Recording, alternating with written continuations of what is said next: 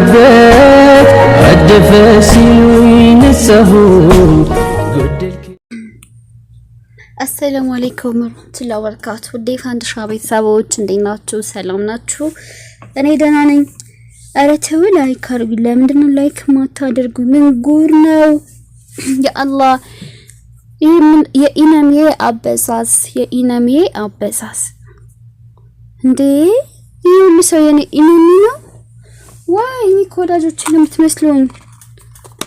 ላይክ አድርጉኝ እሺ። የላ ወደ መሬት ቦታ ልናመራ ነው። ላይክ አድርጉ። ላይክ አትርሱ። ላይክ ሲደረግልኝ ነው ዩቲዩብ ኮሜንት የሚያደርገኝ። ሰሞኑን ደግሞ ምርጥ ነገር ነግሬያችኋለሁ። ቃል ገብቼላችኋለሁ። የምትፈልጉበት ቦታ ቃል ገብቼላችኋለሁ። እሺ ስለዛ ብዙም አናወራም። ለተጫራሽ መንገድ እየሰጠን ነው። ይዤላችሁ ገጭላለሁ። ቴሌግራሜም ላይ አላችሁ። አስቀድሜ ወደዚህ ከመምጣቴ በፊት ቴሌግራሜ ላይ ነው የምነግራችሁ። እሺ ቁብ ያላችሁ ቁባችሁን አወጣታችሁ ምናምን ተዘጋጁ። ኦኬ ኢንሻአላህ በኢዝኒላህ ከሪም ወይ ሰኞ ወይ እሁድ ጠብቁ። ኦኬ በኢዝኒላህ ለካደ ዛሬ ጁማ ነው አይደለ? ያ ባላህ ፍቃድ እንግዲህ ጥሩ ነገር ይጠብቃችኋል። አላህ ካለ ነው ይጀመራል የተባለው የዛን ቀን ስለሆነ ነው። እሺ ውዶቼ እንደዚህ ነገርኳችሁ። ከዛ ወደዛው ቴሌግራም ላይ ነው መጀመሪያም ፖስትላችሁ። ከዛ ተቶሎ ለቤተሰብ ሰጣችሁ ተቶሎ ያገናኛችሁ ድላችሁን ትሞክራላችሁ፣ ለመግዛት ትሞክራላችሁ። ቦታ በጣም አስጠልቷል፣ በጣም ተወዷል። ወላሂ ቤት መስራት አትመኙ ውዶቼ። ቦታ ገዝታችሁ እኔ እንጃ በኋላ ቦታችሁን ሸጣችሁ የሆነ ነገር ስሩ። ሀገራችሁ ላይ እየሰራችሁ ቀስ ብላችሁ ቤት ሰራላችሁ። እኔ ቤት ላይ ትኩረት አድርጓል ማቆም ያለው ማለት ውዶቼ። ቤት ብትጀምሩ እንዴ በጣም እንደነገርኩት አሁን ለቤት ቻናል ቤተሰብ ለቤ እንደነሽ ከሰማሽ የወዛው አጋጣሚና ሳይጨርሰችውን ብር ባለፈው ነገር በጣም እንደነገጥኩኝ። እንደዚህም ደግሞ እንደቴ ዛሬ ማለት ነው ዛሬ የሆነ እንጨቤት የሚያምር ቤት ፋንድሻዬ የወላድሜና ጤና ላንቺ ስጥሽ ያንቺ የገዛሽልኝ ቦታ ላይ ምናምን ብላ ቤቷን ምርቃ ምናምን ልካለኝ። የእንጨቤ ስንት እንደጨርስ ታውቃላችሁ? ከ4 ሚሊዮን በላይ ወላሂ የእንጨቤት ከ4 ሚሊዮን በላይ ጨርሼበታለሁ ሳስበው አለች። ደግሞ እኮ ብዙ አመታት እንኳን አልቆየም። ቤቱ የቆየው 2 አመት ነው። አንዳንድ ቤቶች እኮ ብዙ አመት ያቆዩባቸው 2 አመት ነው የጨረሰባት። 2 አመት ለዛም ሰው ቶሎ ብር ስላላከች እና ሳስበው ወደ 4 ሚሊዮን ነው አለች። እንጨቤት እኮ ነው። ካቻልኩ እዚህ ያስገባላችኋለሁ ትንሽ ቀልጠፍ አድርጌ እሺ። ማሻአላ በለው ቤቷን እና በጣም ገረመኝ። ስለዚህ ማይረባ ቤት አሁን የሷ በርግጥ የዘነጠ ቤት ነው። ሁሉ ነገሩ ይለያል ምናምን ነገር ጸዴ ነው። መቅሰላው ሜኑ ማሻአላ ያረብ ቤት ነው መስለኝ። እንጨቤ ቢሆን በጣም ማራኪ ቤት ነው የሰራቸው። አላህ የምትኖሪበት ያደርግሽ አረብ። ግን የሳውን እንደዛሽ ሌክጀሪ ቤት ነው እንበል። ሰራሚክ ነው ደግሞ ቤቷ በነገራችን ላይ ሰራሚክ ነው። ውጭ ራሱ ቴራዞን አለው። ኦኬ ኮምቦልቻ ላይ ነው ጸዴ ቤት ሰርታለች የእንጨቤ ቤት። ታዲያ የሷን ጸዴ ቤት ስለሆነ 4 ሚሊዮን ምናምን ጨረሰ። እሺ ትልክሽከሽ አለ ማይረባ ቤት ደግሞ አንድ ሴት ብትሰራ 3 ሚሊዮን ሊጨርስ ነው ማለት ነው። 3 ሚሊዮን ቤት ሰርተሽ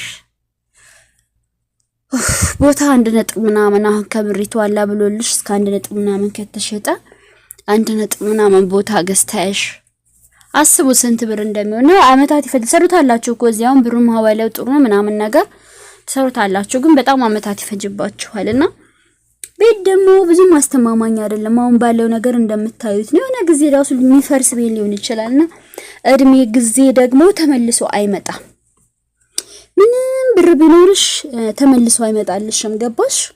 ስለዚህ ኔቶች የምላችሁ ይቅርታኔ ቤት ስሩ ማለት አቁሜያለሁ። ለራሴ የማላደርገውን ነገር ለሰው አላዝም።